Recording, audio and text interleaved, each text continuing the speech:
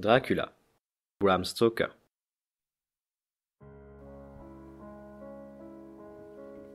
The ground I passed over was no much more picturesque. There were no striking objects that the eye might single out, but in all there was a charm of beauty. I took little heed of time, and it was only when the deepening twilight forced itself upon me that I began to think of how I should find my way home. The brightness of the day had gone. The air was cold, and the drifting of clouds high overhead was more marked. They were accompanied by a sort of faraway rushing sound, through which seemed to come at intervals that mysterious cry which the driver had said come from a wolf. For a while I hesitated. I had said I would see the deserted village, so on I went, and presently came on a wide stretch of open country, shut in by hills all around.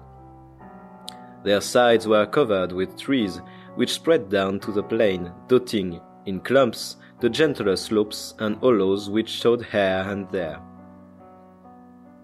I followed with my eye the winding of the road, and saw that it curved close to one of the densest of these clumps, and was lost behind it. As I looked, there came a cold shiver in the air, and the snow began to fall. I thought of the miles and miles of bleak country I had passed, and then hurried on to seek the shelter of the wood in front. Darker and darker grew the sky, and faster and heavier fell the snow, till the earth, before and around me, was a glistening white carpet, the further edge of which was lost in misty vagueness.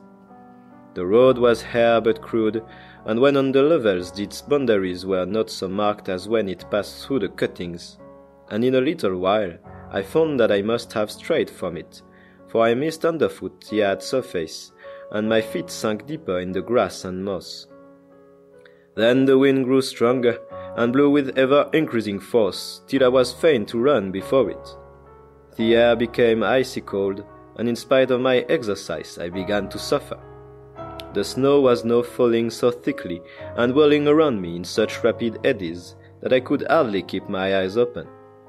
Every now and then the heavens were torn asunder by vivid lightning, and in the flashes I could see ahead of me a green mass of trees, chiefly yew and cypress, all heavily coated with snow.